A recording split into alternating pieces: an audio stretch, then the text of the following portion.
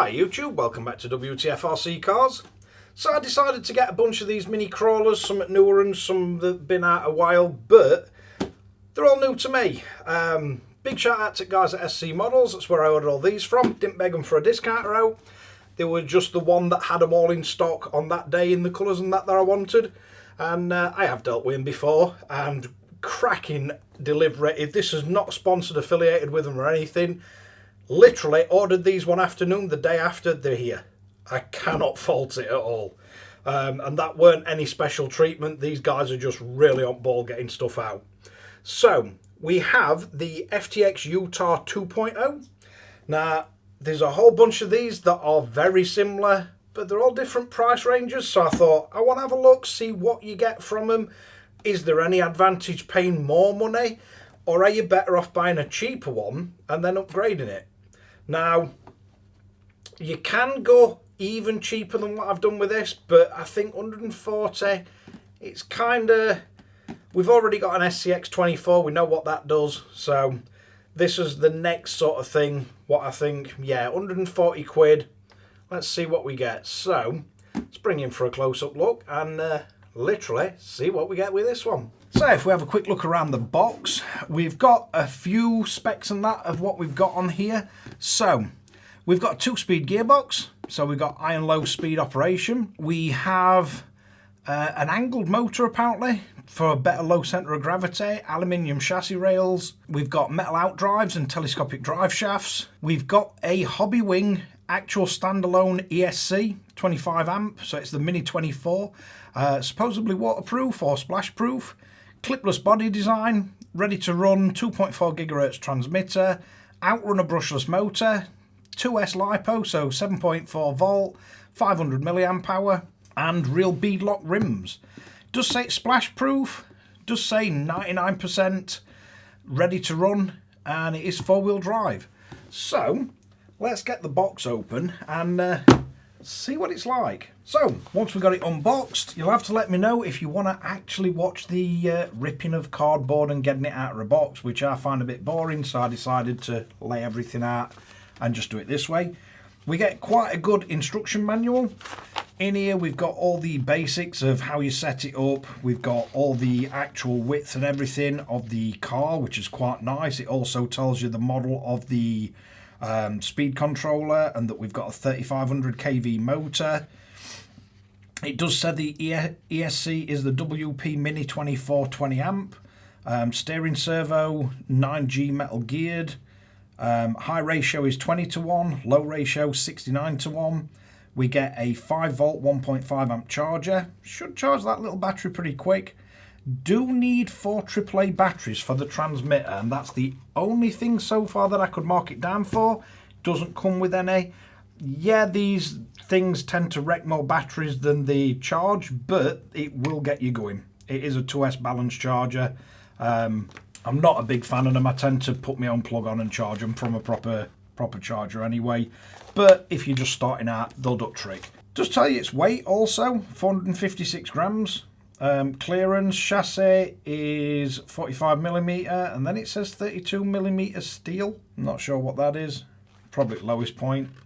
It is a 1/18 crawler, and does tell us what its operations are: high and low gears, steering, throttle, and the ESC is programmable. So I will do a video covering that, because you can either program it from the buttons or you can program it from a programming card. I highly advise using a programming card, because the button presses is catting flashes and all sorts, and it's awful. And you can calibrate the throttle position. So yeah, quite nice instructions.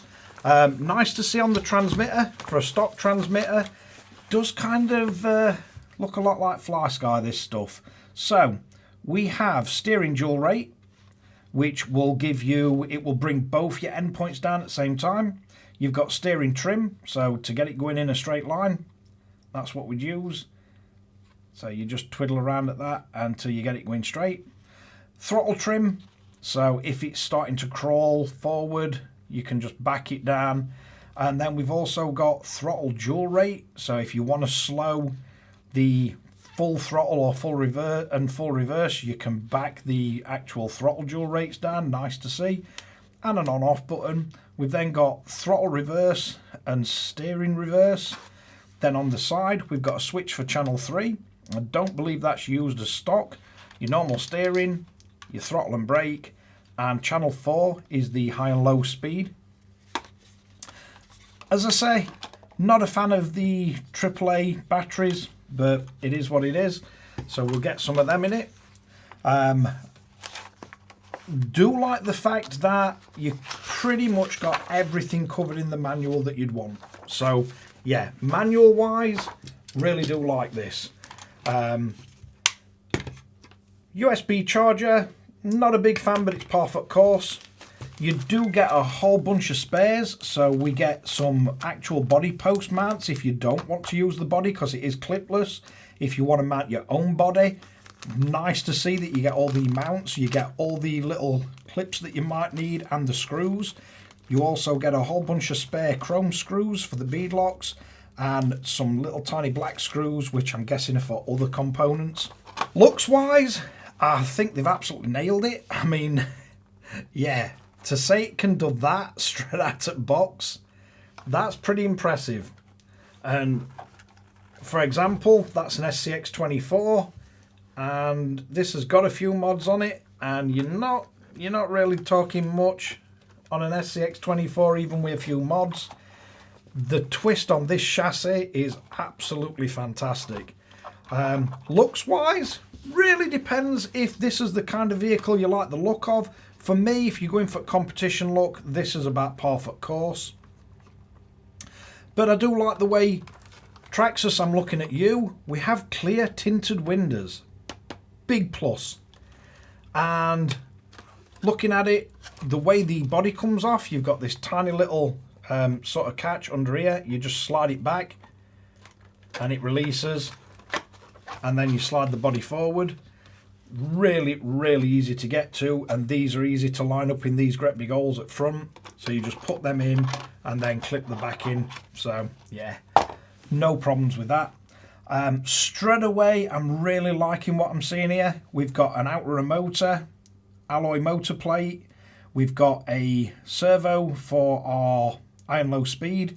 We've got a standalone receiver, which if you want to change this to run on any of the other aftermarket transmitters, really easy swap out. We're using standard size servo plugs, no issues there. Standalone ESC with pretty much what you come to expect from these little crawlers, the standard little power plugs. I'm pretty sure I'm running that same sort of plug on the SCX24. Battery wise, couldn't be easier to get in and out. Literally Velcro tab. You're not really restricted on size of battery. If you wanted, you could cut them off. You could fit a bigger battery, a different shaped battery. Wouldn't be an issue in here at all. And it is advertised as a 500 milliamp hour, I think it says, and it's actually got a 550 in it. So yeah, can't fault them for that. Absolutely cracking.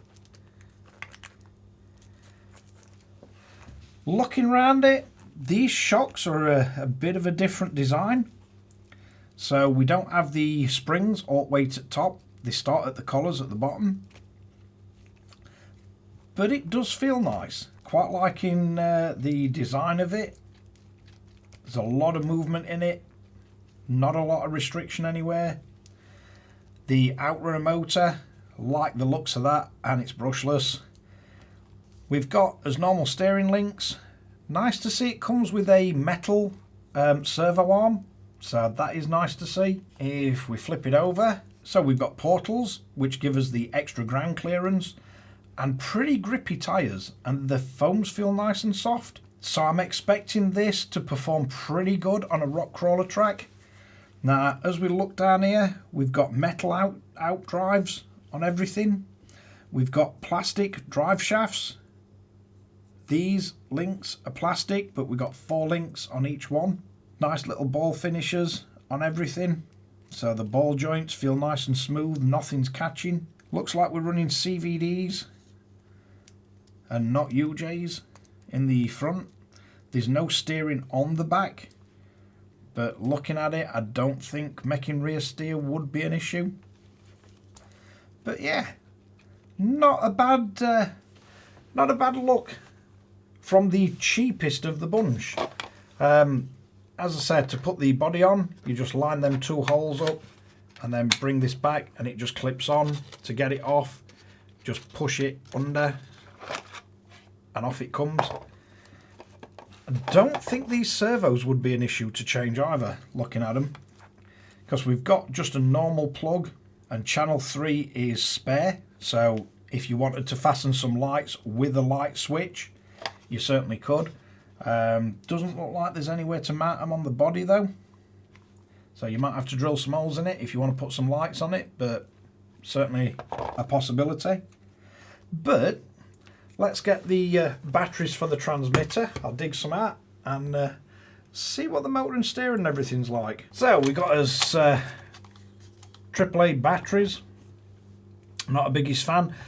You can see a plus and minus on bottom here, so first one's face down, second one's facing up, and if you shut it and do that, it should work. Yep, we got power. Then we need to connect a little battery and then power up the transmitter, poker's power button, we'll get a little red light on our receiver, and when his light goes green on a speed controller, we're good. So if we start off with our trims, so if you look for the steering dual rates, so if we turn this clockwise and turn it all the way down, you'll have no steering. As you start turning it up, your steering increases, and it does look like it's been designed so you can run it at full. It's not straining and trying to burn the little servo out. Plenty quick enough, so I'm not seeing any issues with that. So yeah, quite like that. Then we've got the steering trim. So as you see, you can trim it just to get it perfectly straight. Again, the throttle, if we turn it all the way clockwise, we'll have no throttle, and as you start bringing it up, you then start to get throttle. So all the way up will allow 100% throttle. So if we have a look, see what his controls like. So if we start feeding the throttle on, you can see the kind of control we've got.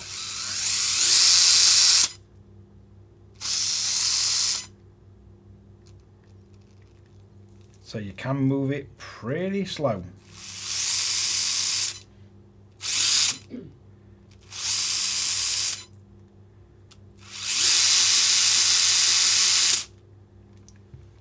And you can see the ESC is calibrated correctly for full power forward because we get green light. Don't get a green light in reverse, just forward. Next, so we've got a steering.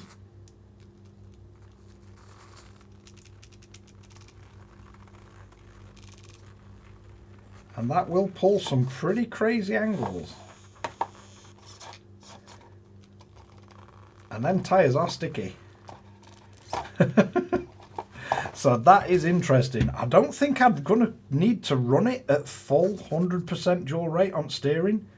I think we can definitely back that down. I don't think we'll be needing the full 100%. It is very sharp. Next, so we've got one gear.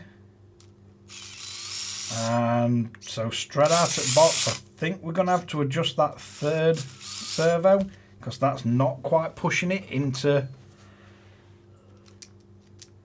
It should be allowing it to go all the way into the next gear, which is the low gear. So it'll pull it out, so it's in high. It's just not quite moved across enough to get it into low. So yeah, the 99% sort of ready out at box. Looks like we need to have a bit of an investigation into that. It should be a very, very easy fix. So if we put it into as high position, you can see it pulls it and then into as low position. It should be trying to push it further in than it is. So, press and hold the button to turn it off. Let's get his battery out of the way. So it's just this little arm on here. So let's have a look, see if we can adjust this. So a 1.5mm driver can get onto it. So we do have a tiny little screw and a spring on the servo saver. So other than bend that link, there's not really anything else we can do other than try and pop the servo head off and see if we can move it a little.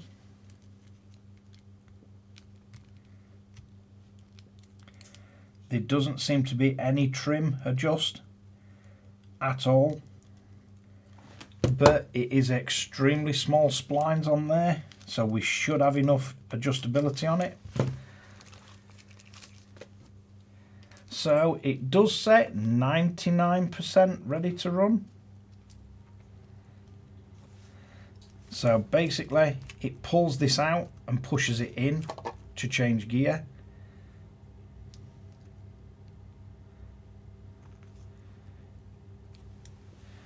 So if we try that, see if it's moved it enough.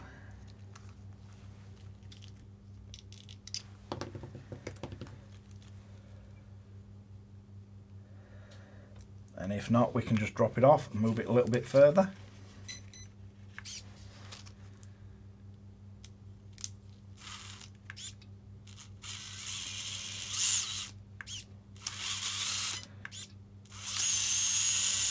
So it looked like all it needed was moving across one little jump on the teeth.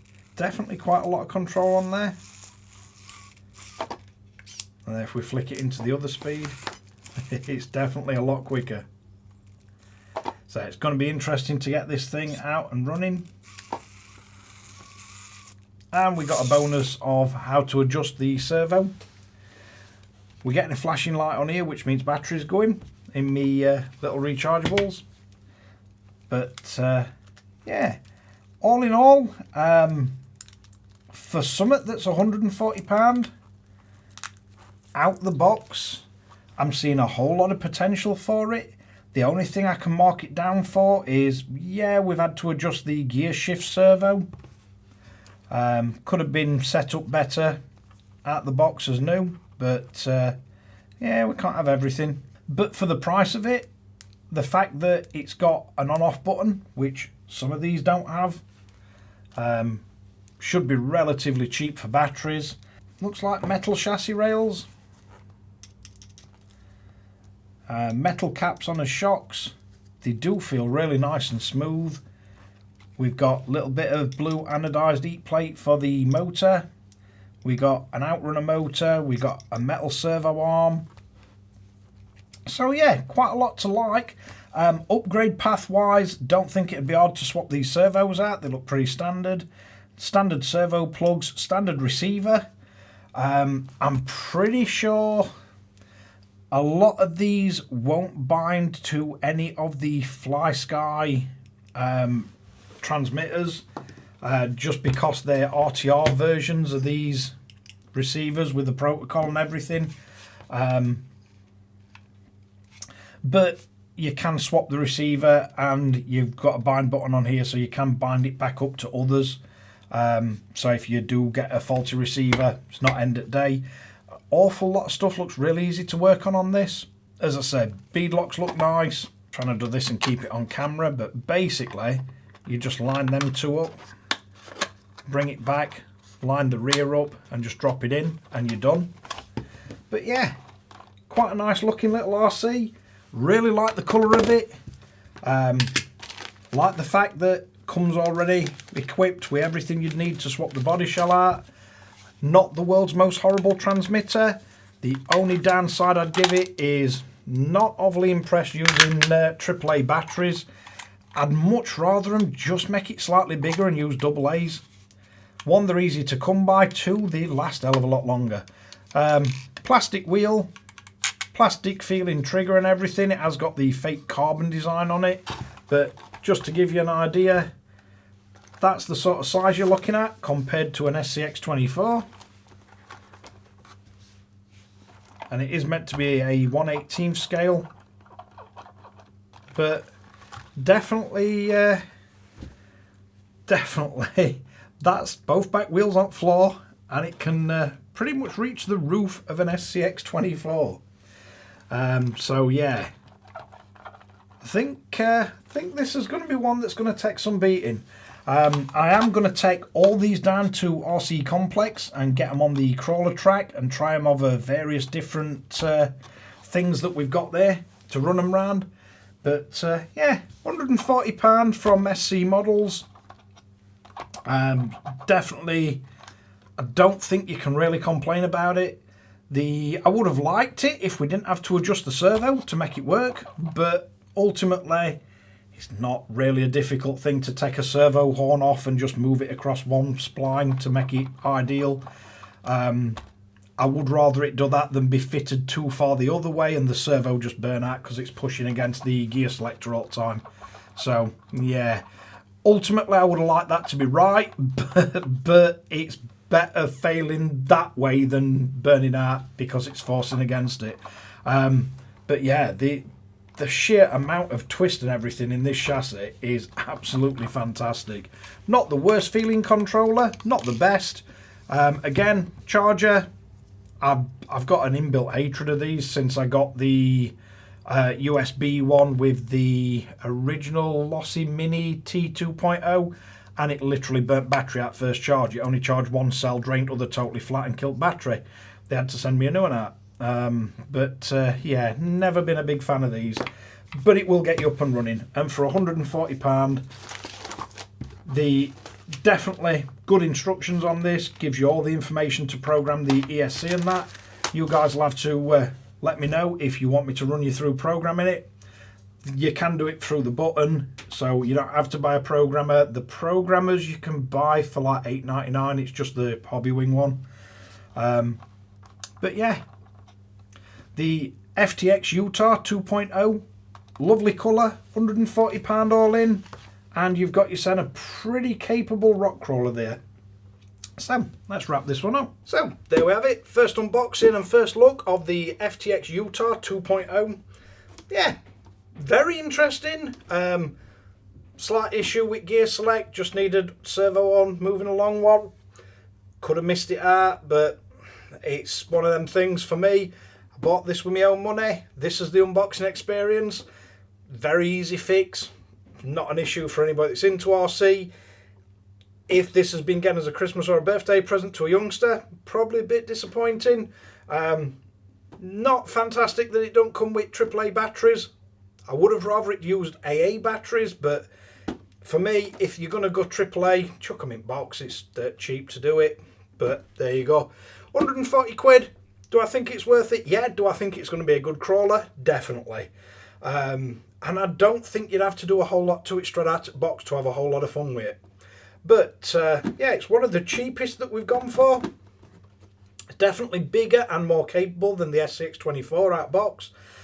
Depends on the crawler track you're going to take it on, obviously, because it's size restrictions. But yeah, quite an interesting one. Can't wait to get this on crawler track down at RC Complex. So, thanks again for watching WTF Rc Cars. Don't forget to like and subscribe, hit the notification bell, share to friends and family, and catch you guys again in the next one.